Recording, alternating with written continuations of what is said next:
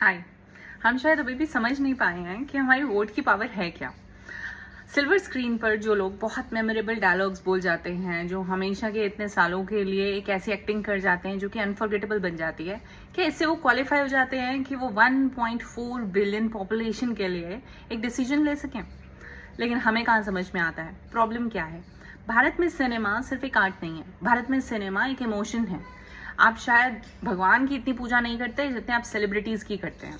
और फिर क्या होता है, हम सिर्फ इस ग्लैमर को सेपरेट नहीं कर पाते हमारी इस अंडरस्टैंडिंग से या हमारी क्रिटिकल थिंकिंग से कि how governance is separate then glamour, and we end up voting those people.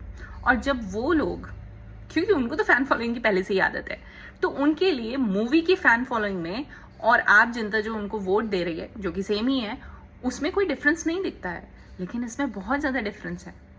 जब वो हॉल ऑफ पार्लियामेंट में बैठते हैं और जब सामाजिक मुद्दों पर, बहुत ही राशन की कतारों पर, अनएम्प्लॉयमेंट पर, बिगड़ते गवर्नमेंट स्कूल के हालातों पर, मेडिकल व्यवस्था पर जब कोई बात होती है, उनके पास कुछ नहीं है कहने के लिए। उन्होंने कभी वो काम ही नहीं किया। अरे काम छोड़िए, उन्होंने कभी कुछ सोचा ही नहीं। हाँ, उन्होंने डोनेशंस दी होंगी, शायद उन्होंने उस तरह का सपोर्ट किया होगा क्योंकि दे माइट हैड मनी, मगर उसको that is on their own.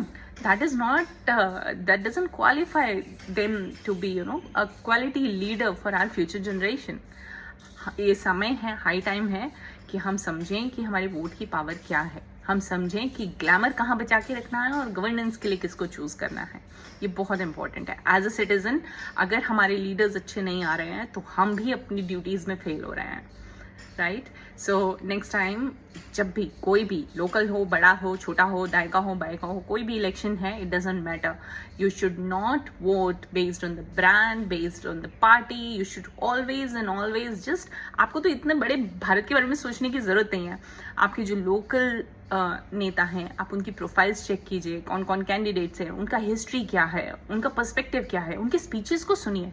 सिर्फ हाथ हिलाकर चले जाने वाले कैंडिडेट्स को वोट देने की बजाय देखिए कि वो अपने भाषण में बोल क्या रहे हैं और सोच समझ के वोट दीजिए, क्योंकि ये सवाल शायद सिर्फ हमारा नहीं है, हमारी फ्यूचर जनरेशंस का है। Thank you.